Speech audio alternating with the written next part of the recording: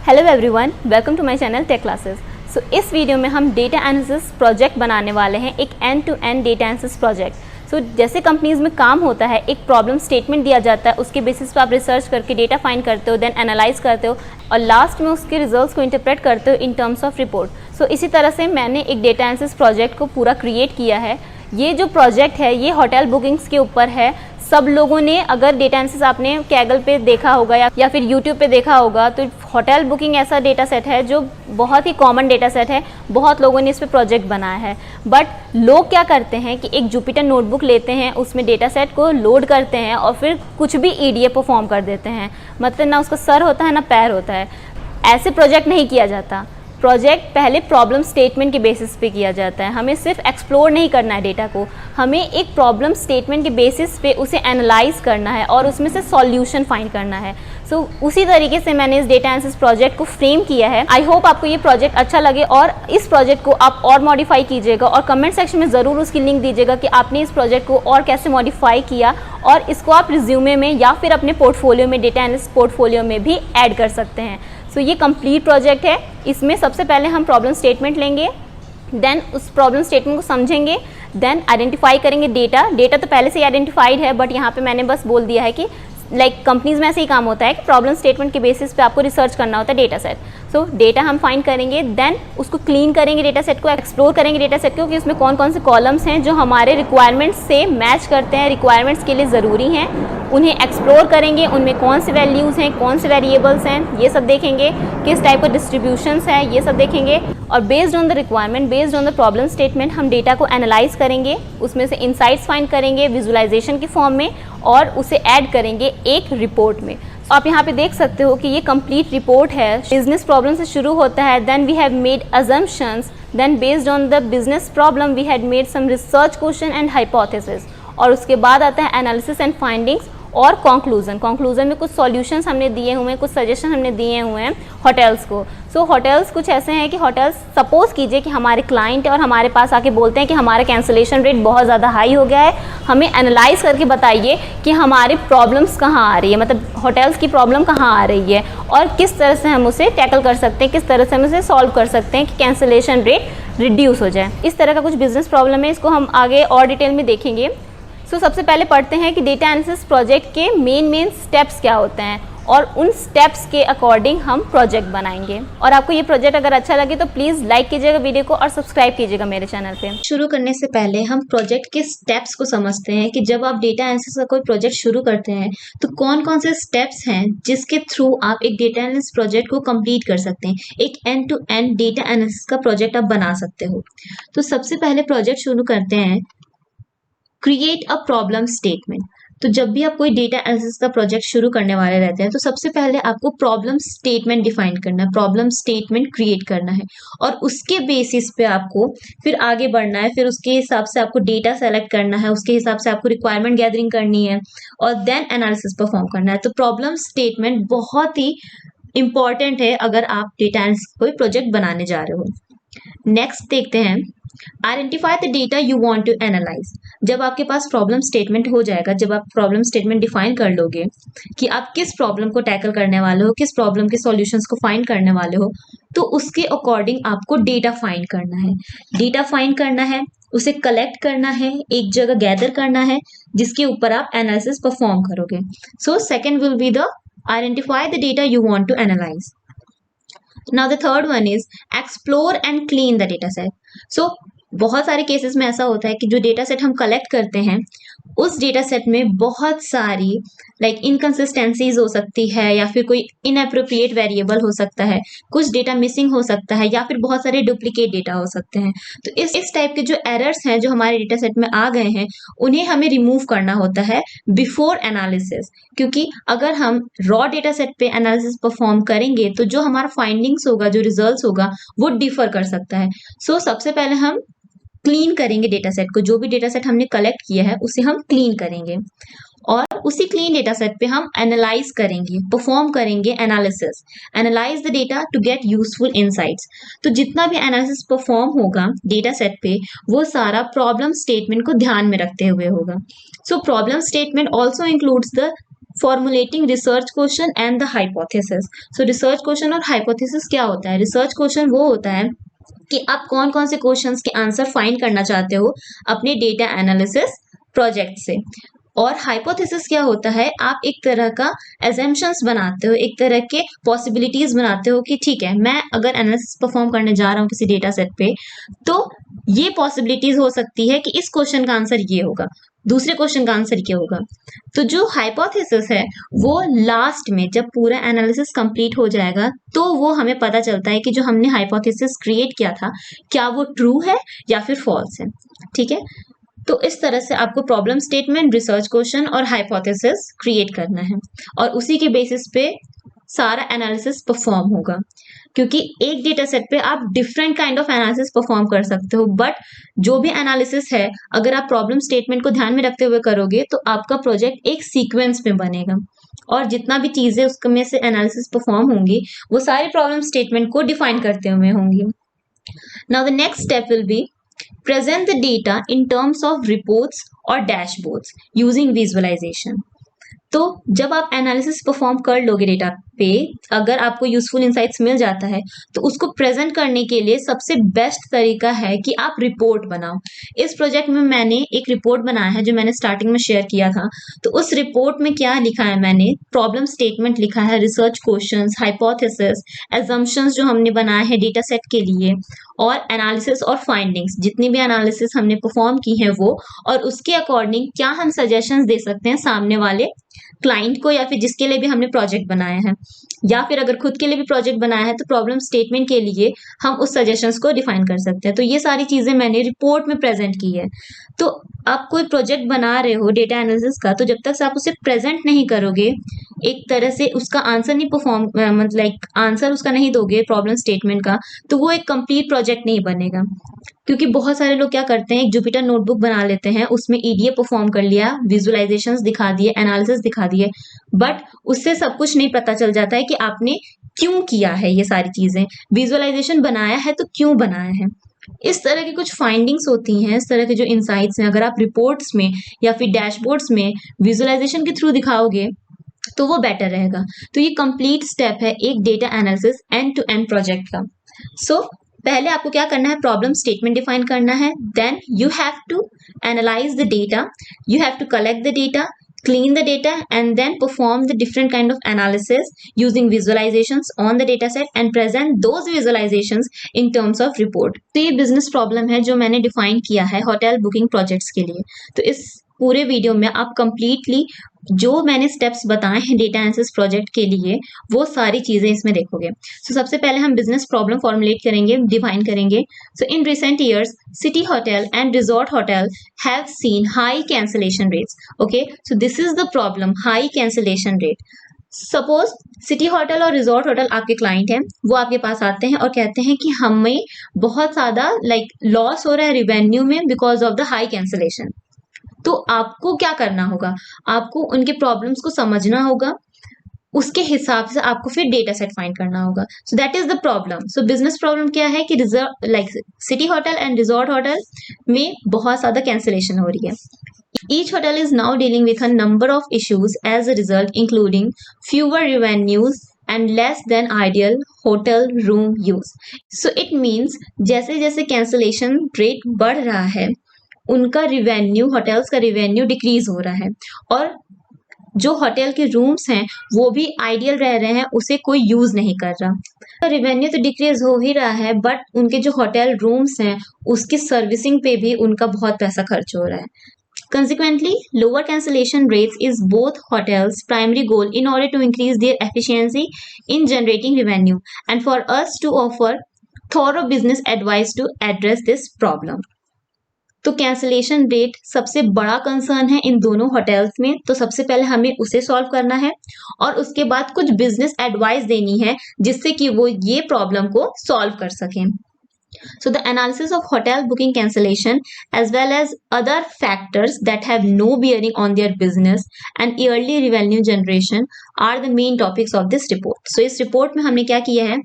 Cancellations पे क्यों cancellations हो रही हैं और कौन से फैक्टर्स हैं जो कि अफेक्ट कर रहे हैं होटल बुकिंग कैंसिलेशंस को, उन पे फोकस किया है, उन पे एनालिसिस किया है, और ऐसी कौन सी चीजें हैं जो कि वेस्ट हैं एक तरह से होटल्स पे, सो होटल्स को उन पे ज्यादा ध्यान नहीं देना है। तो वो सारी चीजें हमने इसमें एनालाइज की है। नाउ होटल बुकिंग एक ऐसा प्रोजेक्ट है जो मार्केट में इंटरनेट पे यू कैन सी एवरीवेयर, बहुत लोगों ने बहुत तरीके ईडीए परफॉर्म किया है। सो मैंने इसमें सिर्फ इस चीज को लेके ही जो भी डेटा एनालिसिस परफॉर्म किया है, सिर्फ इसी प्रॉब्लम स्टेटमेंट को ध्यान में रखते हुए किया है।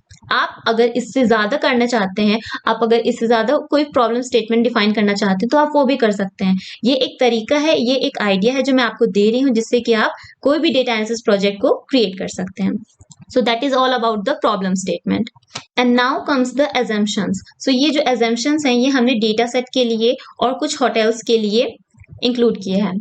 So first assumption is no unusual occurrences between 2015 and 2017 will have a substantial impact on the data used. Unusual occurrences, it means the outliers. So हम ये assume कर रहे हैं कि जो डेटा सेट है उसमें कोई आउटलायर नहीं है। इनफैक्ट जो मैंने डेटा सेट यूज किया है वो कैगल से मैंने लिया है, उसमें बहुत सारे आउटलायर्स हैं, but for the analysis of this problem statement we have assumed that there is no outlier. So ये जो assumption ये यहाँ पे ऐसे लिखा जा रहा है, ये एक तरह का रिपोर्ट है। जब आप बिजनेस में जाओगे, जब आप किसी कंपनी में जाओगे और किसी क्लाइंट के लिए अगर आपको एनालिसिस परफॉर्म करके देना होगा, तो आप यही फॉर्मेट में उसे प्रेजेंट करोगे। पहले प्रॉब्लम स्टेटमेंट, उसके बाद assumption, आपने कौन कौन से assumptions मेड किए हैं। So the information is still current and can be used to analyze a hotel's possible plans in an efficient manner.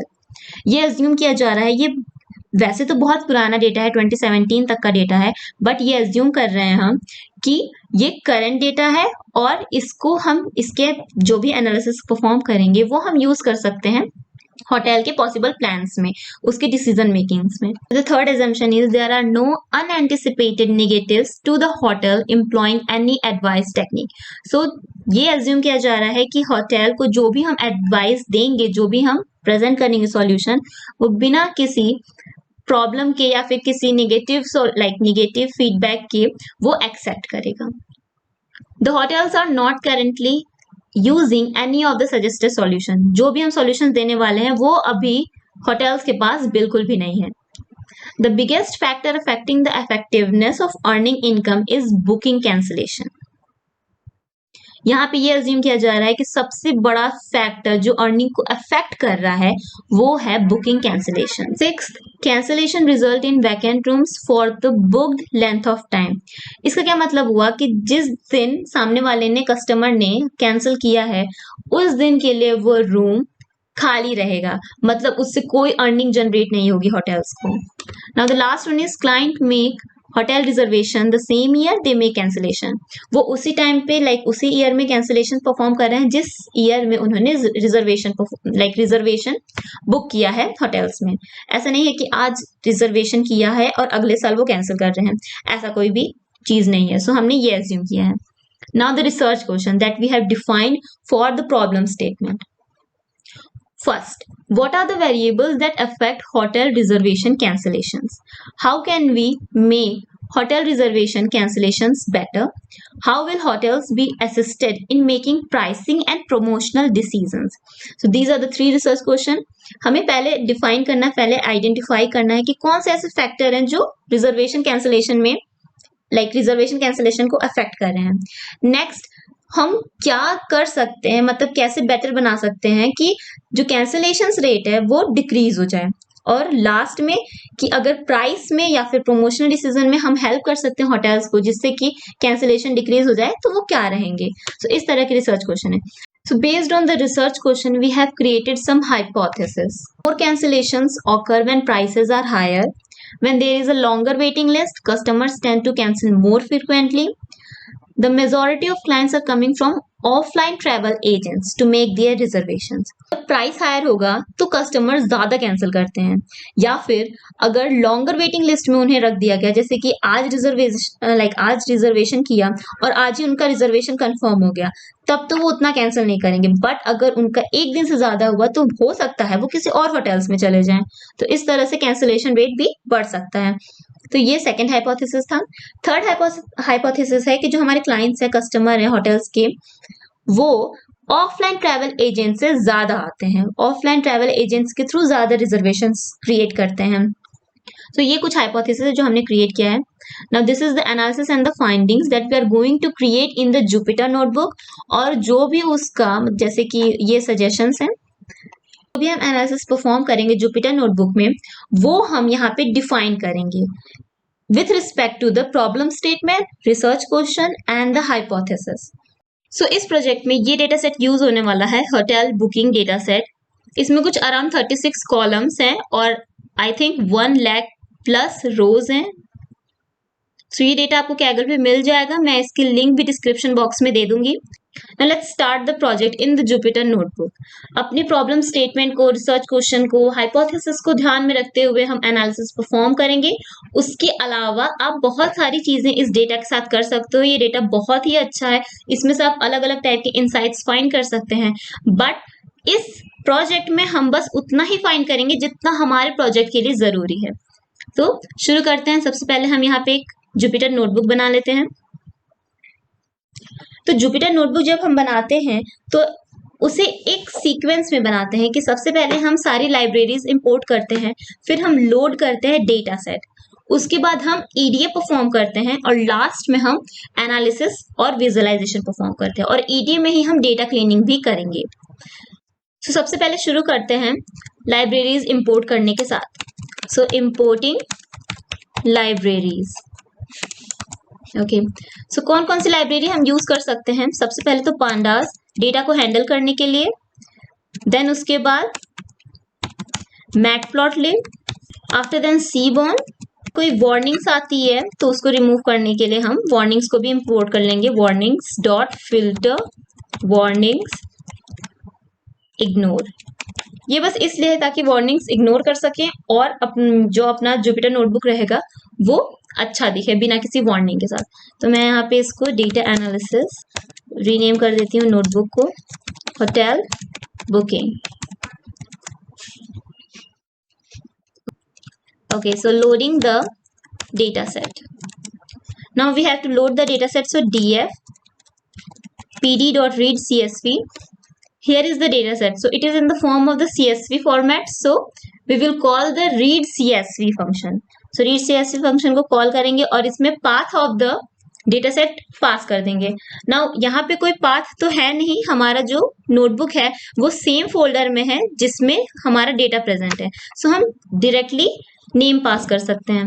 So यहाँ से मैं इस नेम को कॉपी कर लेती हूँ और यहाँ पे पेस्ट। ओके, सो ये सक्सेसफुली रन हो गया। Now we will perform the exploratory data analysis and data cleaning. So this will be the third step in the Jupyter notebook. So सबसे पहले EDA परफॉर्म करते हैं तो उसमें क्या करते हैं, डेटा सेट हमने लोड कर लिया तो हमको डेटा सेट देखना भी तो होगा कि हमारा डेटा सेट दिखता कैसा है। तो हम क्या करेंगे, df.head सिंपल एक फंक्शन है जो टॉप 5 रोज रिटर्न करता है अगर हम यहाँ पे कोई नंबर पास ना करें। तो इसने टॉप 5 रोज रिटर्न कर दी और हमारा डेटा सेट कुछ इस तरह का दिखता है। इसका लास्ट भी देख लेते हैं हम, df.tail से आप इसके लास्ट की कुछ 5 रोज भी देख सकते हैं। अगर यहाँ पे आप कोई नंबर पास कर दोगे तो उतने नंबर ऑफ रोज रिटर्न हो जाएंगे, जैसे कि यहाँ पे अब 10 रोज रिटर्न हो गया और पहले जब मैंने यहाँ पे कुछ नहीं रखा था तो ये 5 रोज रिटर्न करता था। तो 5 डिफॉल्ट वैल्यू है, उसके ऊपर आप कोई भी वैल्यूज रख सकते हैं। तो ठीक है, हमारा डेटा सेट कुछ इस तरह का दिखता है।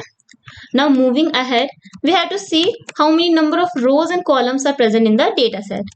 So we will see df.shape. Using df.shape, you can see there are, I think, okay, 1 lakh plus rows and 32 columns are there. यहाँ पे 32 कॉलम्स क्यों हैं? यहाँ पे मैंने आपको कैगल पे दिखाया था 36 कॉलम्स हैं। यहाँ पे कुछ जो कॉलम्स थे जो पर्टिकुलरली किसी पर्सन को रिप्रेजेंट करते हैं, जैसे नेम हो गया, ये सब ये मैंने पहले ही रिमूव कर लिया है और वो हमारे लिए यूजफुल भी नहीं है। कोई भी अगर आपको रियल टाइम में अपना डेटा देता है तो वो कभी भी अपने कस्टमर का पर्सनल डेटा नहीं देगा, वो सिर्फ जनरल डेटा देगा जिस पे आप एनालिसिस परफॉर्म करते हो। तो उसके अकॉर्डिंग मैंने इस डेटा सेट में से वो सारी चीजें हटा दी हैं। ये एक जनरल डेटा बन गया है और इस पे आप एनालिसिस परफॉर्म करोगे। ये जो नोटबुक फाइल रहेगी, रिपोर्ट जो मैंने क्रिएट किया है और जो डेटा सेट मैंने बनाया है after removing the customers personal data, तो ये सारी चीजें मैं आपको शेयर कर दूंगी डिस्क्रिप्शन बॉक्स में, आप वहां से जाके देख सकते हो और अपने से चेंजेस भी कर सकते हो इस प्रोजेक्ट में। जो भी आपको प्रॉब्लम स्टेटमेंट अगर नया बनाना है या फिर इसी प्रॉब्लम स्टेट में कुछ नए रिसर्च क्वेश्चन ऐड करने हैं तो आप कर सकते हो। इसके अलावा आप डैशबोर्ड बना सकते हो इस डेटा सेट के ऊपर। रिपोर्ट तो बना दिया, डैशबोर्ड भी आप क्रिएट कर सकते हो। So let's see what are the columns in the data set. So ये सारे कुछ कॉलम्स हैं। होटल है, होटल में सिटी होटल और रिजॉर्ट होटल आ जाता है। ईज कैंसल हमारा मेन वेरिएबल है जिसमें 0 या 1 के फॉर्म में डेटा है, बाइनरी डेटा है। 0 रिप्रेजेंट करता है कि कैंसिलेशन नहीं हुआ है और 1 रिप्रेजेंट करता है कि रिजर्वेशन कैंसल्ड हो गया है। Then lead time, arrival date, year, adults, children, stays in weeknights, stays in weekend nights, bookings not cancelled, is repeated guest। तो इसी तरह के कुछ कॉलम्स हैं, बट हमें सारे कॉलम्स पे फोकस अभी नहीं करना है। हमें सिर्फ उन्हीं कॉलम्स पे फोकस करना है जो हमारे प्रॉब्लम स्टेटमेंट से रिलेटेड है। Okay, so let's move ahead. Now after seeing the columns, what you have to see is the data types of the columns. ठीक है, आपके पास कॉलम्स हैं बट आपको ये भी तो चेक करना पड़ेगा कि डेटा टाइप्स क्या है उसका। उसको आप ये df.info फंक्शन से चेक कर सकते हैं और इसमें आपको ये भी पता चल जाएगा कि कितने नल नॉन नल वैल्यूज हैं। इसका मतलब यहाँ पे 6737 आप देख रहे हो और यहाँ पे 119390, तो ये तो टोटल नंबर ऑफ रोज हैं। तो यहाँ पे कुछ कॉलम्स ऐसे हैं जिसमें वैल्यूज कम है, तो इसका मतलब वहां पे मिसिंग वैल्यूज हैं। सबका तो डेटा टाइप देखने में सही लग रहा है, बट एक जो कॉलम है जो कि यहाँ पे है रिजर्वेशन स्टेटस डेट, ये ऑब्जेक्ट फॉर्म में है, बट रिजर्वेशन स्टेटस डेट पे ही हमें एनालिसिस परफॉर्म करना है, तो इसे हमें पहले डेट टाइम में चेंज करना पड़ेगा। तो सबसे पहले जब भी आप कोई डेटा सेट यूज कर रहे हो तो उसमें देखिए कोई डेट कॉलम तो नहीं है, और अगर वो डेट कॉलम जरूरी है तो उसको सबसे पहले डेट टाइम में कन्वर्ट कर लीजिए। डेट टाइम में कन्वर्ट करने के लिए सबसे पहले तो हमें कॉलम नेम लिखना होगा, reservation status date, after then pd dot to date time. ये जो फंक्शन है ये क्या करेगा, ये किसी भी डेट कॉलम को डेट टाइम फॉर्मेट में कन्वर्ट कर देता है। Okay, so after converting this into date time we are again saving into the same column. So let's run this. Okay, so अब ये डेट टाइम में कन्वर्ट हो गया। हम लोग फिर से चेक कर सकते हैं इसको। Now you can see it's date time format. Next आप देख सकते हो इस कॉलम्स में कुछ ऑब्जेक्ट डेटा टाइप्स भी हैं। Object data types is nothing but the categorical columns. तो कैटेगोरिकल कॉलम्स में भी हम देख सकते हैं कि किस कैटेगोरिकल कॉलम में कितनी वैल्यूज हैं, कितनी यूनिक वैल्यूज हैं, या फिर आप कह सकते हो कितनी कैटेगरीज हैं। उसके लिए हम डिस्क्राइब फंक्शन यूज कर सकते हैं। नाउ सबको पता है कि डिस्क्राइब फंक्शन न्यूमेरिकल कॉलम्स के लिए ही यूज होता है, बट इसमें एक पैरामीटर है इंक्लूड करके। अगर आप इंक्लूड में ऑब्जेक्ट लगा देते हो तो सिर्फ आपको ऑब्जेक्ट कॉलम का एक समरी स्टैटिस्टिक्स मिल जाएगा। So let's see, include equals to object. आप देख सकते हैं यहाँ पे काउंट आ गया, कितने काउंट हैं, कितने नॉन नल वैल्यूज हैं। Unique values means number of categories. तो आप देख सकते हो होटल में 2 है, सिटी होटल और रिजॉर्ट होटल ही था। फिर डेट मंथ्स में 12 है, मील 5, कंट्री 177। इस कंट्री में 177 वैल्यूज हैं। Market segment are a, distribution channel 5, इसी तरह से और सारे कॉलम्स में वैल्यूज दी हुई है।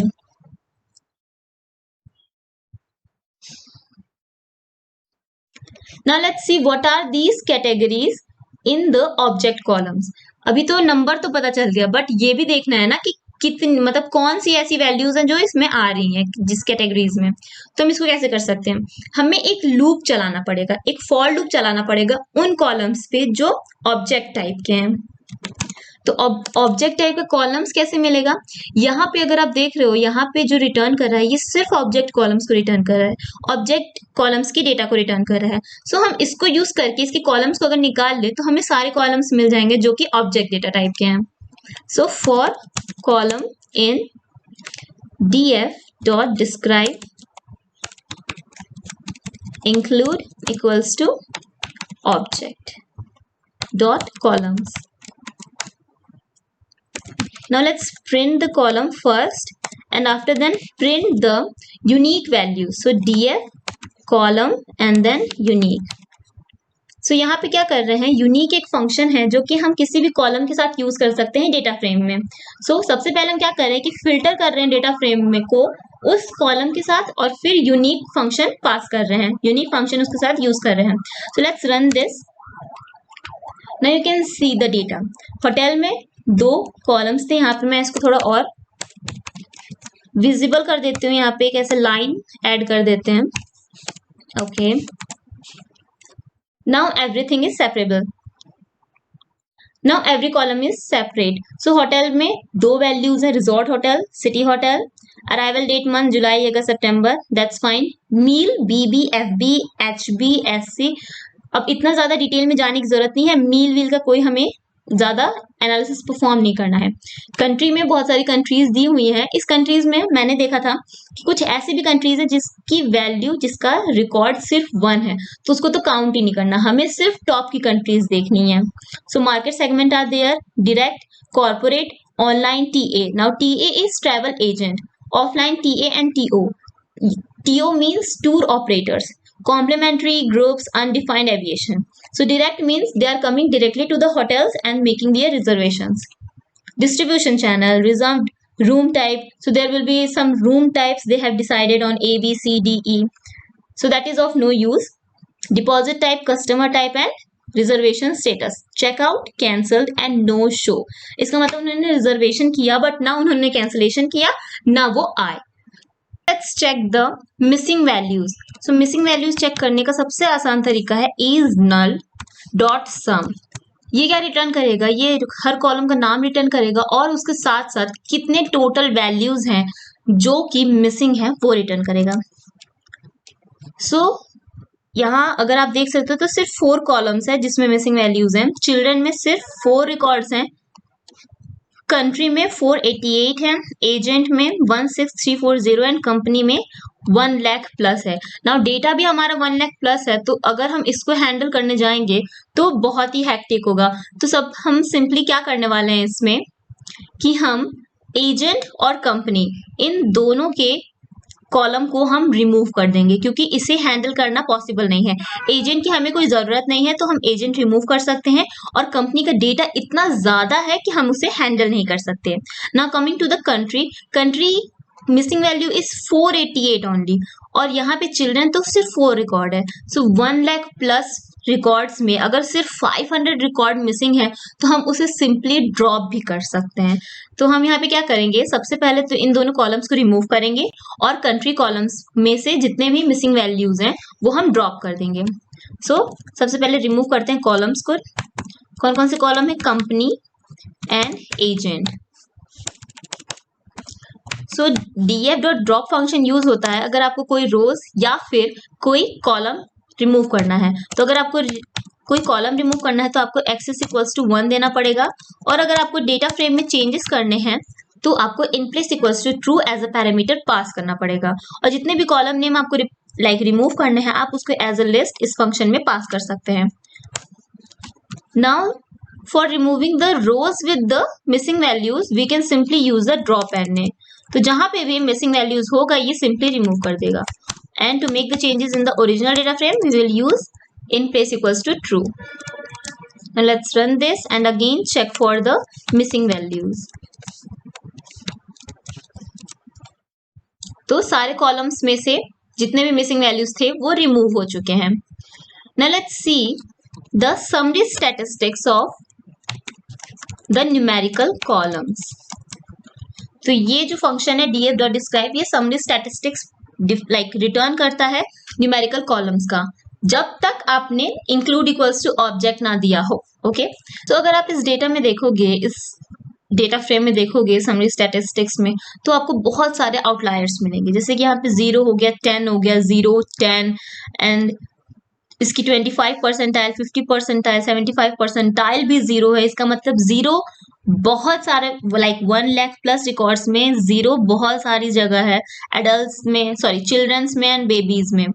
बट आउटलायर्स क्या हो गए, 10. 10 चिल्ड्रन पॉसिबल ज्यादा नहीं होता अब के टाइम में। बेबीज 10 मतलब 10 बेबी कोई लेके आ रहा है, ऐसा भी पॉसिबल नहीं है। सो ये एक तरह का आउटलायर ही है, बट हम इसको कोई रिमूव नहीं करने वाले हैं। बट अगर आपको रिमूव करना है आउटलायर्स को तो आप कर सकते हो। मैंने अजम्पशन में यहाँ पे मान लिया था कि आउटलायर्स यहाँ पे नहीं है। सो ये कुछ आउटलायर्स हैं जिनका हमें यूज भी नहीं है, जैसे एडल्ट, चिल्ड्रन, इन सब का हमें कोई यूज नहीं है, तो मैं इसको रिमूव नहीं करूंगी। But there is a outlier if you see here, -6 and 5400। -6 average, ये ADR मतलब एवरेज डेली रेट है, एक तरह से आप प्राइस समझ सकते हो होटल्स का। तो 5400 वैल्यू बहुत ही ज्यादा हाई है। अगर मैं इसका आपको बॉक्स प्लॉट करके दिखाऊं तो आप समझ सकते हो कि ये कितना ज्यादा हाई है। ओके, सो बॉक्स था। सो अगर आप देख रहे हो यहाँ पे सिर्फ एक वैल्यू है जो कि 5000 के पार है, और यहाँ 1000 से नीचे सारे जितने भी वैल्यूज हैं वो हैं। तो ये बहुत ही ज्यादा बड़ा आउटलायर हो गया जिसको हमें रिमूव करना है, और जितने आउटलायर्स हैं वो चलेंगे डेटा सेट में, बट ये ऑप्शनल है। आप उसे रिमूव भी कर सकते हो अगर आपको डेटा सेट पे और अच्छे से एनालिसिस परफॉर्म करना है। ये मैं एक ओवरव्यू दे रही हूँ कि किस तरह से डेटा एनालिसिस प्रोजेक्ट किया जाता है। तो अगर आपको और अच्छे से करना है तो आप आउटलायर्स को पक्का से रिमूव कीजिएगा। सो हम यहाँ पे क्या करते हैं, वैल्यू को रिमूव ही कर देते हैं जो ADR में है। सो ADR लेस देन 5000, जितनी भी वैल्यूज इसमें रहेंगी DF में हम उसको 5000 से नीचे ही लेंगे ADR के लिए। So, अगर हम यहाँ पे फिर से अगेन परफॉर्म करें df.describe, तो आप देख सकते हो now the maximum value is 510। Now 510 and 5400 बहुत ही ज्यादा डिफरेंस था। सो ADR ऐसी चीज है जिसपे हमें एनालिसिस परफॉर्म करना है, प्राइस है जिसपे हमें एनालिसिस परफॉर्म करना है, इसलिए बस हमने इसमें से आउटलायर्स रिमूव किया है। Okay, now moving ahead, we have like cleaned our data set.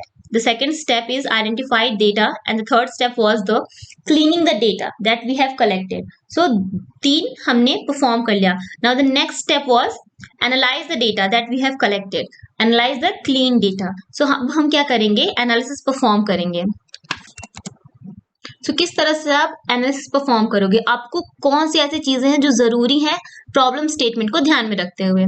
तो सबसे पहले क्या देखना चाहेंगे आप, क्या देखेंगे हम, डेटा सेट में कितना अमाउंट है रिजर्वेशन जो कैंसिल हो चुके हैं और जो नहीं कैंसिल हुए हैं।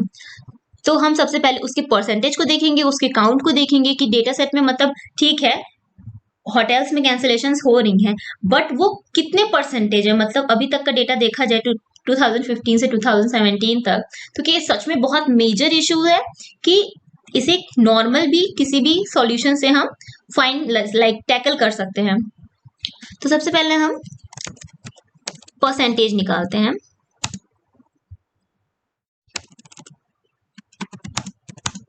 और परसेंटेज हम निकाल सकते हैं किस वैल्यू पे, सॉरी किस कॉलम में, is cancel dot value counts. Now value counts एक ऐसा फंक्शन है जो रिटर्न करता है like the category name and how many times it is present in the column. तो अगर हम यहाँ पे नॉर्मलाइज इक्वल्स टू ट्रू कर दें तो ये एक परसेंटेज रिटर्न करेगा।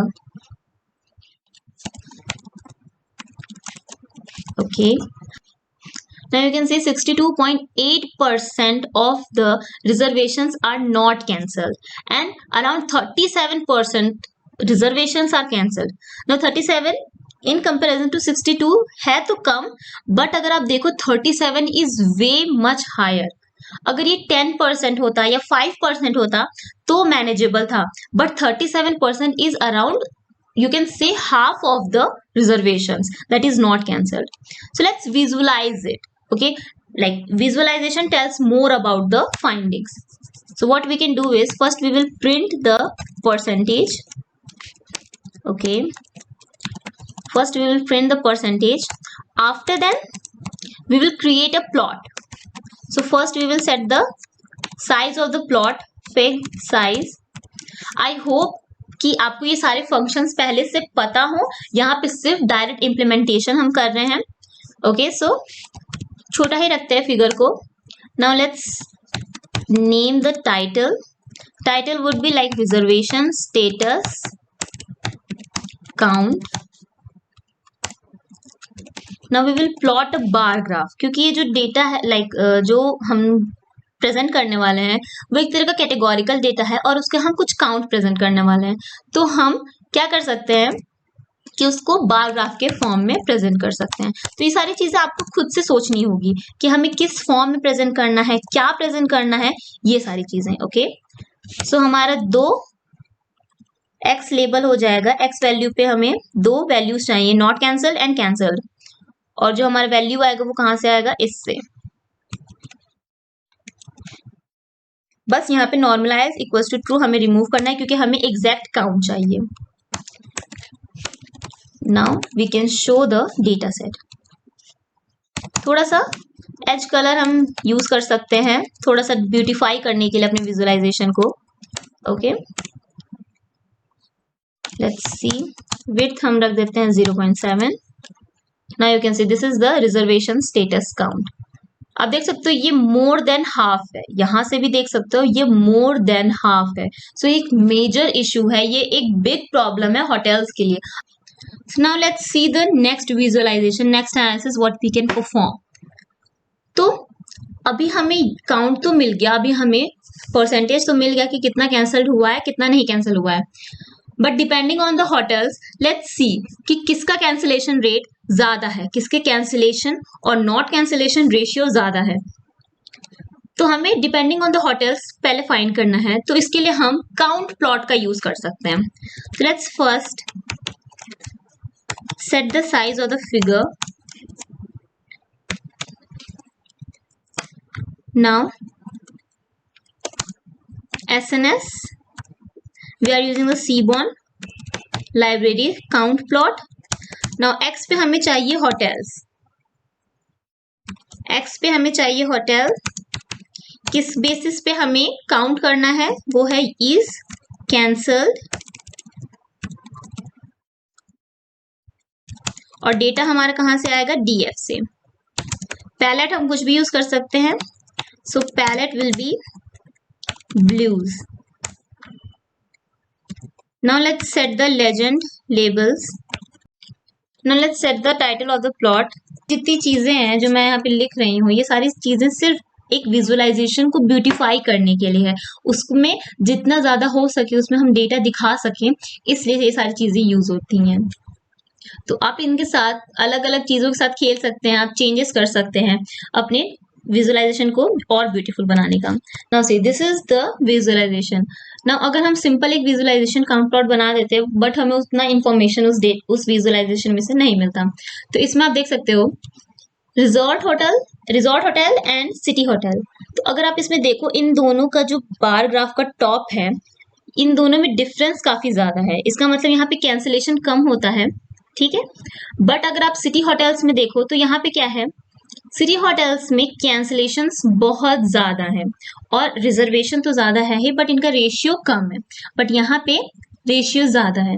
तो इसका केस क्या हो सकता है, रिजॉर्ट होटल में पहली बात तो रिजॉर्ट होटल का प्राइस सिटी होटल्स के कंपैरिजन में ज्यादा होता है ना, रिजॉर्ट होटल का प्राइस सिटी होटल के कंपैरिजन में ज्यादा होता है। ये सारी चीजें हम अभी आगे प्रूफ भी करेंगे एडीआर की हेल्प से, एडीआर कॉलम की हेल्प से। सिटी होटल्स में ज्यादा ध्यान देना चाहिए, सिटी होटल्स में ज्यादा मेंटेनेंस लगनी चाहिए कि क्यों मतलब जो भी रीजंस हो सिटी होटल्स में कैंसिलेशन का उन्हें हम रिमूव करें। रिजॉर्ट होटल में may be the case of ADR is the most important case in resort hotel for the cancellation, but in the city hotel maintenance and other facilities can be a reason of cancellation. अगर हम इसके percentage को देखना चाहें कि मतलब यहाँ से तो वैल्यू का काउंट पता चल गया but how many percentage, like how many percentage out of resort hotel 100%, how many percentage are cancel and how many percentage of reservation are not cancel. तो उसके लिए हम क्या करेंगे, सबसे पहले तो फिल्टर करेंगे डेटा को रिजॉर्ट होटल्स पे। तो उसके लिए हमें क्या करना पड़ेगा, DF and then in the hotel column only filter the resort hotel. Okay, now resort hotel is cancelled dot value counts and then normalize equals to true. So you can see resort hotel में 28%, around 28% reservation है जो cancel हो रहा है, but 72% are not getting cancel. But if we see this for the city hotels, city hotel, यहाँ पे मैं city कर देती हूँ, तो इसका परसेंटेज कितना है, around 58% are not getting cancel, but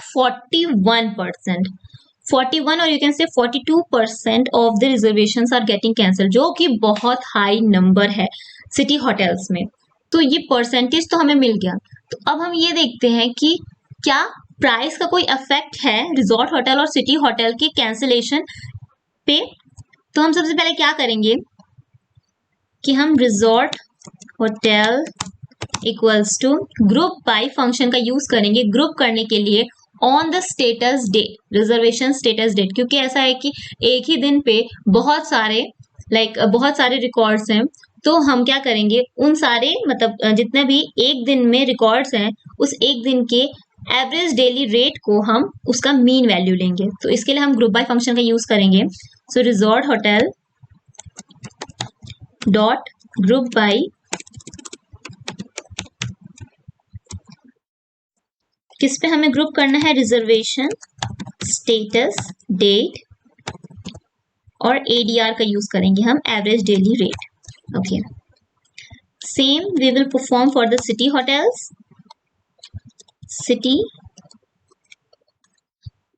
okay, now we will create a visualization for the average daily rate in both city hotels and the resort hotel. कि जो हमने मतलब एजम्पशन क्रिएट किया, हाइपोथेसिस क्रिएट किया अपने mind में कि resort hotel में कैंसिलेशन के चांसेस हो सकते हैं प्राइसेस. तो उसको हम देखेंगे, PLT dot plot resort hotel dot index and then resort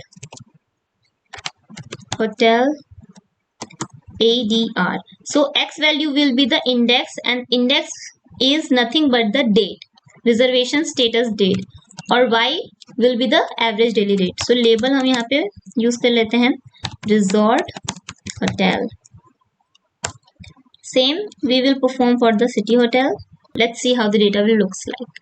Okay, तो जो ब्लू लाइन है वो रिजॉर्ट होटल को रिप्रेजेंट कर रही है, और जो ऑरेंज लाइन है वो सिटी होटल्स को रिप्रेजेंट कर रही है.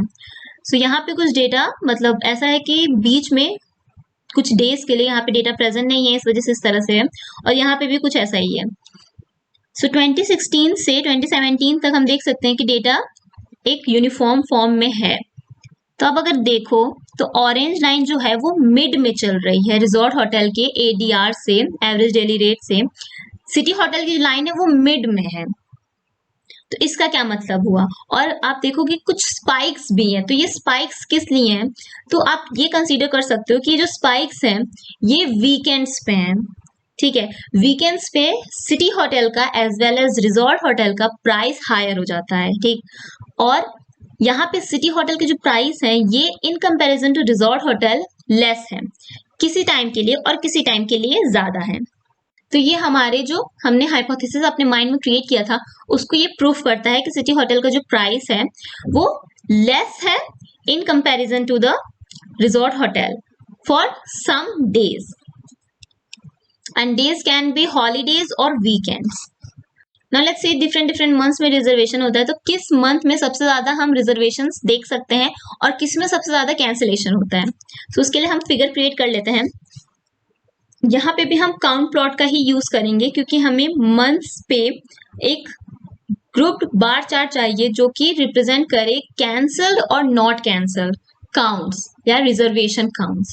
तो हम उसे कंपेयर कर सकते हैं फिर कि किस मंथ में रिजर्वेशन सबसे ज्यादा हुआ और किस मंथ में कैंसिलेशन सबसे ज्यादा हुआ. ओके, सो काउंट प्लॉट का यूज करेंगे हम. तो एक्स एक्सिस पे हमें मंथ चाहिए.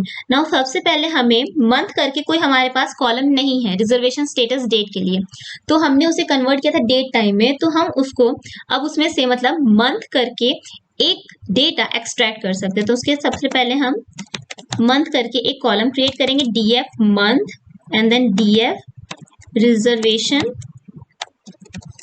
Status date dot dt dot month. तो ये क्या रिटर्न करेगा, जितने भी डेट्स रहेंगे उसमें के मंथ्स इसमें रिटर्न हो जाएंगे। ओके, सो हाँ, एक्स एक्सिस पे हमें मंथ चाहिए, किस बेसिस पे हमें डेटा को ग्रुप करना है वो है इज कैंसल्ड। डेटा हमारा आएगा df डेटा फ्रेम से। This is the visualisation that is created from this code. So reservation status पर month, blue bar graph is showing the not cancelled reservation and this orange colored bar graph is showing the cancellation reservation। तो अगर आप देखोगे ये 1 2 3 4 ये सारे months के number हैं 1 से लेकर 12 तक। जनवरी में सबसे ज्यादा कैंसिलेशन परफॉर्म्ड हुआ है, सबसे ज्यादा कैंसिलेशन है जनवरी में और सबसे लोवेस्ट है अगस्त में। 8 मंथ नंबर का मतलब है अगस्त, और रिजर्वेशन सबसे ज्यादा हाई हुआ है उसी अगस्त मंथ में और लोएस्ट है दिसंबर एंड जनवरी। तो आप एक तरह से मान सकते हो कि जनवरी। सो यहाँ पे अगर आप देखो तो थोड़ा सा जो हमें एनालिसिस मिल रहा है, जो हमें इंसाइट मिल रहा है, थोड़ा सा कंफ्यूजिंग है कि जब हमारा कैंसिलेशन सबसे कम है तभी हमारा रिजर्वेशन सबसे ज्यादा है, और जब हमारा कैंसिलेशन सबसे ज्यादा है तभी हमारा रिजर्वेशन कम है। तो इसका क्या मतलब हुआ, यहाँ पे एक केस हो सकता है कि अगस्त में क्या प्राइस होटल्स के कम थे इस वजह से मतलब ज्यादा कैंसिलेशन हुआ, या फिर प्राइस बहुत ज्यादा थे कि लोगों ने कैंसिलेशन करना ज्यादा मतलब कैंसिलेशन ज्यादा प्रिफर किया। Let's plot the average daily rate for each month. So data मतलब जो हम विजुअलाइजेशन क्रिएट करने वाले हैं वो सिर्फ हम कैंसल डेटा के लिए ही करेंगे, क्योंकि हमें ये चेक करना है कि प्राइस का कैंसिलेशन रेट पे कोई इफेक्ट है कि नहीं। सो हम यहाँ पे क्या करेंगे, सबसे पहले फिल्टर करेंगे डेटा फ्रेम को इज कैंसल्ड कॉलम पे जब 1 रहेगा, and then we will group by the data on the month column and we will take ADR and then sum, and for taking out the month column from the index we will just reset the index। okay, now you can see legend का कोई काम नहीं है, मैं इसको remove कर देती हूँ। ओके, now आप देख सकते हो 8 अगस्त में ADR अगर इस ग्राफ में आप कंपेयर करें तो सबसे लोवेस्ट है, और यहाँ पे भी अगस्त में ही सबसे ज्यादा कम कैंसिलेशन है, और सबसे हाईएस्ट कहां पर है, जनवरी में, और सबसे ज्यादा कैंसिलेशन किसमें है, जनवरी में। सो ये प्रूफ करता है हमारा हाइपोथेसिस, जब हायर प्राइस होगा तो कैंसिलेशन भी हायर होगा। बहुत लोग अफोर्ड नहीं कर पाते, वो रिजर्वेशन तो कर देते हैं बट लास्ट टाइम पे वो कुछ ऐसा सोचते हैं कि नहीं ज्यादा पैसे खर्च हो जाएंगे तो हमें नहीं जाना चाहिए उस होटल में, वो कोई और होटल बुक कर लेंगे। तो इस तरह से ये जो प्रॉब्लम है ये प्राइस की वजह से आ रही है। चलिए देखते हैं कि कंट्रीज के बेसिस पे कितना कैंसिलेशन रेट है, मतलब किस कंट्री में ज्यादा कैंसिलेशन है और इन कंपैरिजन टू दैट और कंट्रीज में कितने कम कैंसिलेशंस हैं। सो हम सिर्फ टॉप 10 कंट्रीज देखेंगे क्योंकि कंट्रीज 177 थे, जैसे कि हमने यहाँ पे EDA में देखा था कि टोटल 177 काउंट्स हैं कंट्रीज में। सो वो तो बहुत ज्यादा हो जाएगा अगर हम उसमें एनालिसिस परफॉर्म करने जाएंगे, तो हमको सिर्फ टॉप 10 से मतलब है। Okay, so let's create a series from the cancelled data. Now let's first create the cancelled data. This is nothing but the filtered data on the is cancelled 1 is cancelled equals to 1. okay, then country dot value counts. Now value counts क्या था, कितनी बार वो value आ रहा है एक column में। सो ये क्या करता है ना कि ये एक मतलब असेंडिंग ऑर्डर में डिसेंडिंग ऑर्डर में वैल्यू लाइक रिटर्न करता है। सो हम सिर्फ टॉप 10 लेंगे तो जो ऊपर के 10 रहेंगे टॉप 10 वो टॉप 10 कंट्री वेरिएबल में एज अ सीरीज स्टोर हो जाएंगे। So let's create the visualisation. तो इसको भी हम बार ग्राफ की तरह शो कर सकते हैं, बट बार ग्राफ बहुत ज्यादा हो गया तो हम इसको पाई चार्ट की तरह शो करेंगे.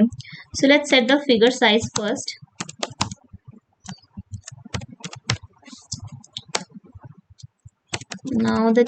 Now we will plot the pie chart. plt.plot top 10 country and then auto pct. हम सिर्फ 2 डेसिमल तक वैल्यूज दिखाएंगे. सो इसको कैसे लिखते हैं, 0.2f.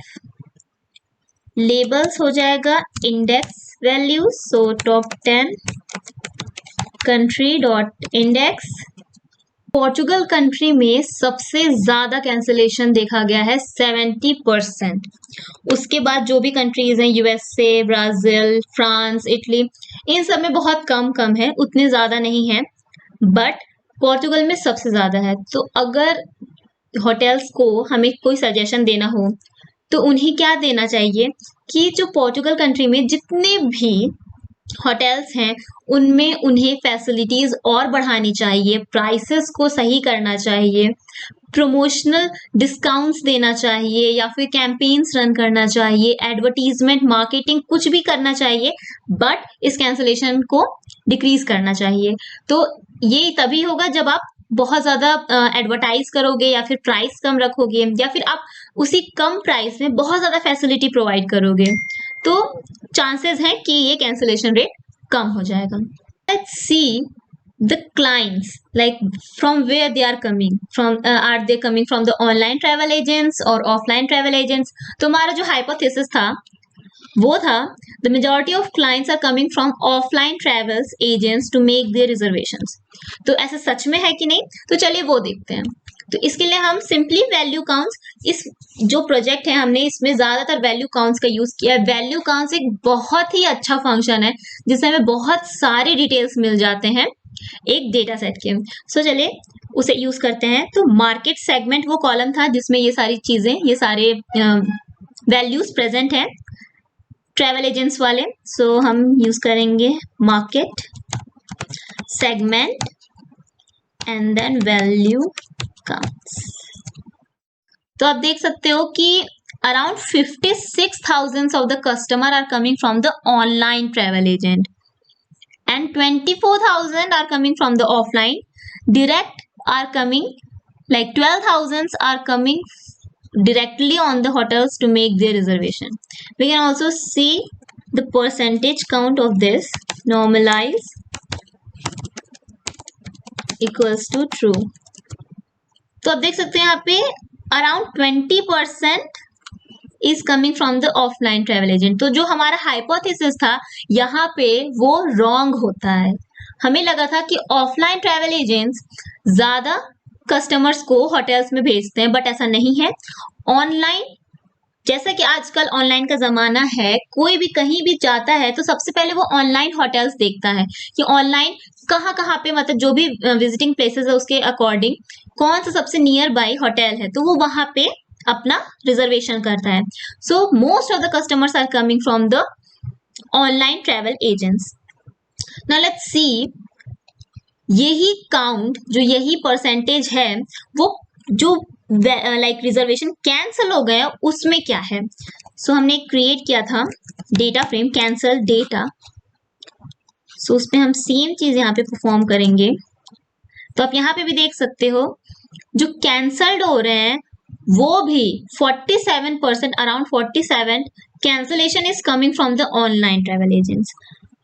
अब ये भी प्रॉब्लम है कि ठीक है रिजर्वेशन ऑनलाइन तो हो रहा है, बट उसमें से भी 47 का भी 47% कैंसल हो जा रहा है. ठीक है, तो अब इसके क्या पॉसिबल रीजंस हो सकते हैं. इसके रीजंस कुछ ऐसे हो सकते हैं कि ऑनलाइन तो हमने चलिए रिजर्वेशन कर लिया, बट सच में जब जाके देखा तो वो होटल कुछ खास नहीं था. फोटोज तो बहुत अच्छी अच्छी डाली हुई हैं ऑनलाइन ट्रैवल एजेंट से कि बहुत अच्छा होटल्स है, 3 स्टार होटल्स है, रूम्स काफी अच्छे, रूम काफी बड़े हैं, स्पेसी रूम्स हैं, फैसिलिटीज अच्छी हैं. बट जब जाके देखा होटल्स में तो हमने देखा कि ऐसा कुछ भी नहीं है. तो वहां पे कैंसिलेशन रेट्स बहुत ज्यादा हाई हो जाता है. तो यही उसकी प्रॉब्लम है, फैसिलिटीज के अकॉर्डिंग और जो भी ट्रैवल एजेंट्स ने, ऑनलाइन ट्रैवल एजेंट्स ने फैसिलिटीज लिख रखी है, वो एक्चुअल में ऐसा कुछ नहीं रहता, इसलिए ज्यादातर कैंसिलेशन होते हैं। सो होटल्स को तो सबसे पहले ये ध्यान रखना चाहिए कि जिस तरह का होटल है सेम वही चीज उन्हें शो करना चाहिए ऑनलाइन भी, इससे कैंसिलेशन कम रहेगा। नाउ लेट्स सी, जो एवरेज डेली रेट है, जो प्राइस है, वो जो कैंसल्ड हुए हैं, जितने भी रिजर्वेशन कैंसल्ड हुए हैं उसका हाई है, या फिर जो नॉन कैंसल्ड हुए हैं रिजर्वेशंस उसका हाई है। तो चलिए उसको चेक करते हैं। तो मैंने यहाँ पे पहले से कोड लिख रखा है, मैं इसको यहाँ पे कॉपी करके पेस्ट कर लेती हूँ फॉर टाइम सेविंग ओनली।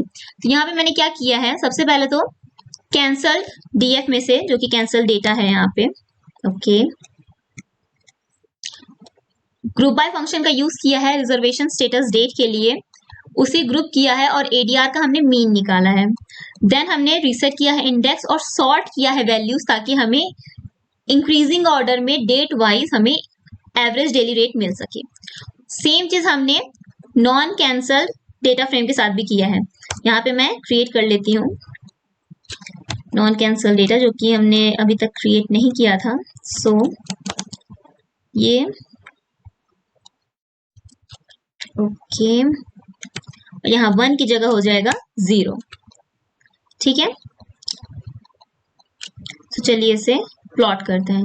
तो आप देख सकते हैं यहाँ पे थोड़ा मैसी डेटा है, यहाँ पे हमें थोड़ा क्लीन दिख रहा है कि किस तरह से है, और यहाँ पे भी थोड़ा सा अब ये जो आपको दिख रहा है प्लॉट, ये जो लाइन ग्राफ दिख रहा है, ये इसका पॉसिबल रीजन ये है क्योंकि डेटा हमारा थोड़ा स्प्रेड है। मतलब 2015 में कम डेटा है और 2017 के बाद से भी हमारे पास बहुत कम डेटा है। मतलब समझ लीजिए कि एक दिन का डेटा है, फिर नेक्स्ट 30 डेज बाद डेटा है, फिर नेक्स्ट 2 डेज बाद डेटा है। तो डेटा सेट में थोड़ा सा इनकंसिस्टेंसी आ गई है। तो जो इनकंसिस्टेंसी हम देख रहे हैं यहाँ पे, उसको रिमूव करने के लिए हमसे 2016, यहाँ पे आप देख सकते हैं 2016 से 2017 सितंबर तक का डेटा हम फिल्टर करेंगे और उसी का डेटा सिर्फ हम प्लॉट करेंगे। ओके, सो यहाँ पे मैं लिख देती हूँ कोड।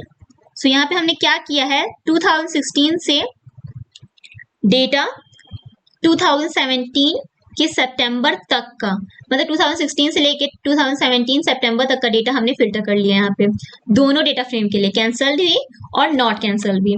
तो अब इसके बाद हम सेम प्लॉट फिर से प्लॉट करेंगे न्यू डेटा फ्रेम के लिए। नाउ यू कैन सी 2016 से हमने लास्ट तक प्रिंट मतलब प्लॉट किया है। इस इस प्लॉट के अकॉर्डिंग ये प्लॉट ज्यादा क्लियर है, तो जो ज्यादा इंफॉर्मेशन प्रोवाइड कर रहा है। ये एवरेज डेली रेट जो टाइटल इसका थोड़ा काफी छोटा हो गया, तो इसको हम थोड़ा इंक्रीज कर देते हैं। Now it is visible. Okay, here also plt dot show.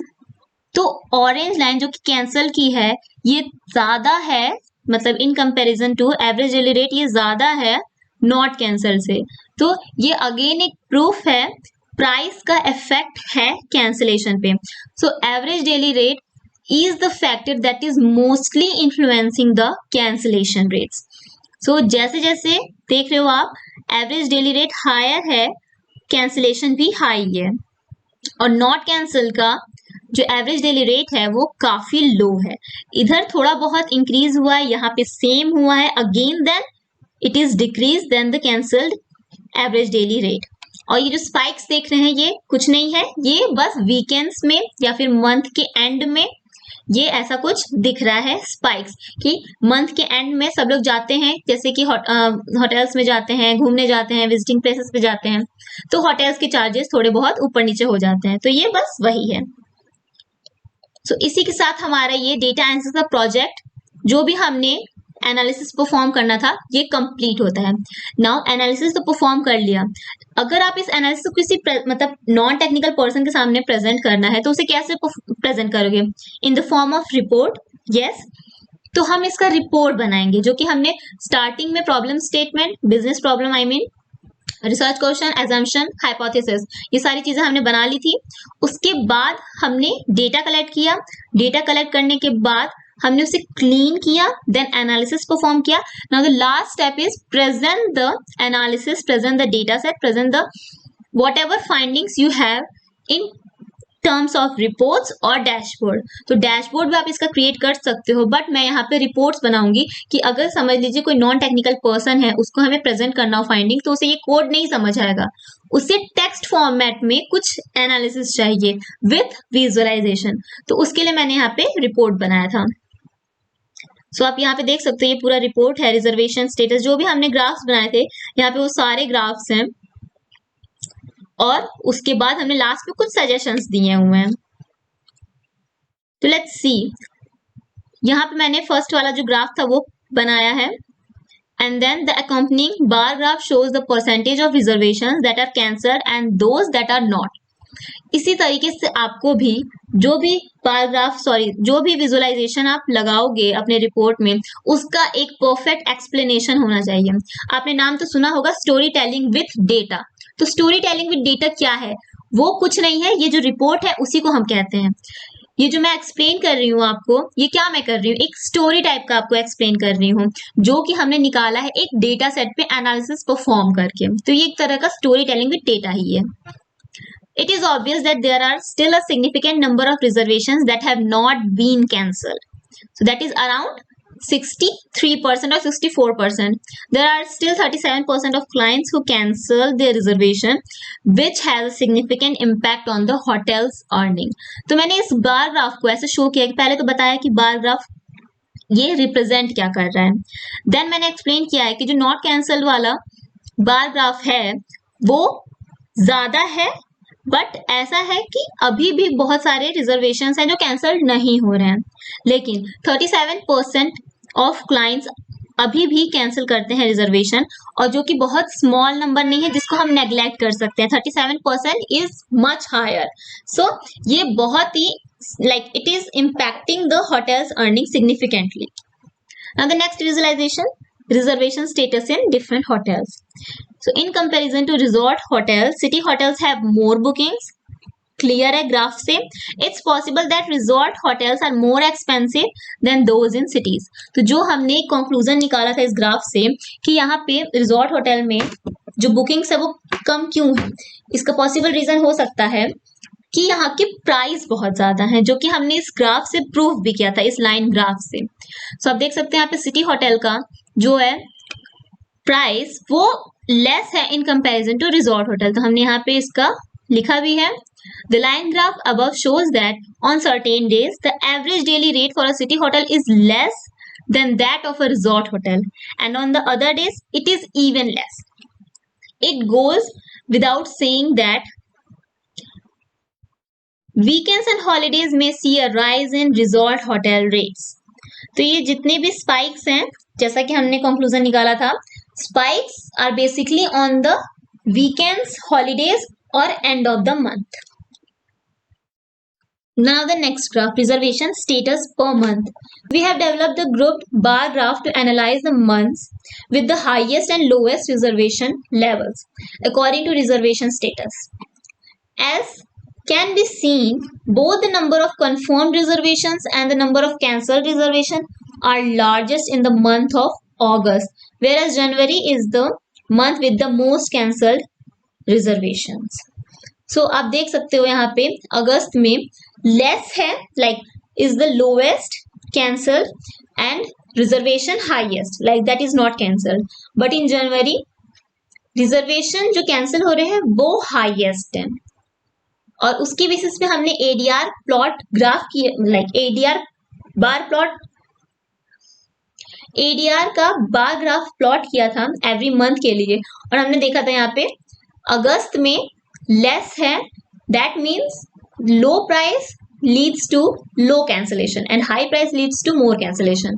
So this bar graph demonstrates that cancellations are most common when prices are greatest and are least common when they are lowest. Therefore the cost of the accommodation is solely responsible for the cancellation. पहला research question हमारा यहीं पे complete होता है, जो कौन से factors ऐसे हैं जो अफेक्ट करते हैं रिजर्वेशन कैंसिलेशन को। तो सबसे most important factor is the price. Now let's C which country which has the highest reservation cancel. So the top country is Portugal with the highest number of cancellation, that is 70%. Now let's check the area from where the guests are visiting the hotels and making reservations. Is it coming from direct or groups, online or offline travel agents? So around 46% of the clients come from the online travel agencies, whereas 27% comes from groups, and only 4% clients book hotels directly by visiting them and making reservations. Now the last graph shows reservations are cancelled when the average daily rate is higher than when it is not cancelled. It clearly proves all the above analysis that the higher price leads to higher cancellation. तो ये last bar graph पूरी तरीके से proof करता है हमारे research question को, हमारे हाइपोथेसिस को. यहाँ पे लास्ट हमने कुछ सजेशंस दिए हैं होटल्स के लिए. So first, cancellation rates rise as the price does. In order to prevent cancellations of reservations, hotels could work on their pricing strategies and try to lower the rates for specific hotels based on locations. They can also provide some discounts to the consumers. As the ratio of the cancellation and not cancellation of the resort hotel is higher in the resort hotel than the city hotels, so the hotels should provide a reasonable discount on the room prices on weekends or on holidays. Then in the month of January, hotels can start campaigns or marketing with a reasonable amount to increase their revenue as the cancellation is the highest in this month. And the last is they can also increase the quality of their hotels and their services, mainly in Portugal, to reduce the cancellation rate. So ये कुछ suggestions हैं जो हमने hotels को दिया है based on the analysis that we have performed on the data set. सो ये complete project है. इसी तरीके से आपको प्रोजेक्ट बनाना है. कंप्लीट प्रोजेक्ट था डेटा एनालिसिस का. सबसे पहले आपको क्या करना है, प्रॉब्लम स्टेटमेंट क्रिएट करना है, फिर डेटा फाइंड करना है, कलेक्ट करना है, देन उसको एक्सप्लोर करना है, क्लीन करना है. After then you have to analyze to get useful insights, and then you have to present those insights in terms of reports or dashboards, and you can also add visualizations to it. So ये रहा complete data analysis project steps. Project को आप modify भी कर सकते हैं. तो comment section में मुझे जरूर बताइएगा कि आपको ये प्रोजेक्ट कैसा लगा, स्टेप बाय स्टेप जो मैंने एक्सप्लेन किया वो कैसा लगा, और अगर कोई स्टेप मुझसे मिस हो गया है या फिर आपको कोई और चीज जाननी है डेटा एनालिसिस प्रोजेक्ट के स्टेप्स में, वो भी आप कमेंट सेक्शन में बता सकते हैं. और अगर आप इस प्रोजेक्ट को मॉडिफाई करते हैं तो प्लीज कमेंट सेक्शन में लिंक जरूर दे दीजिएगा ताकि मैं उसे देख सकूं कि आपने और कैसे इनोवेटिव आइडियाज, क्रिएटिव आइडियाज इस प्रोजेक्ट में लगाए हैं इसे और अच्छा बनाने के लिए. अगर आपको ये वीडियो अच्छी लगी हो तो प्लीज चैनल को सब्सक्राइब कीजिएगा, लाइक कीजिएगा, कमेंट सेक्शन में भूलिएगा मत बताना कि वीडियो कैसी लगी, और शेयर जरूर कीजिएगा अपने दोस्तों के साथ. Thank you.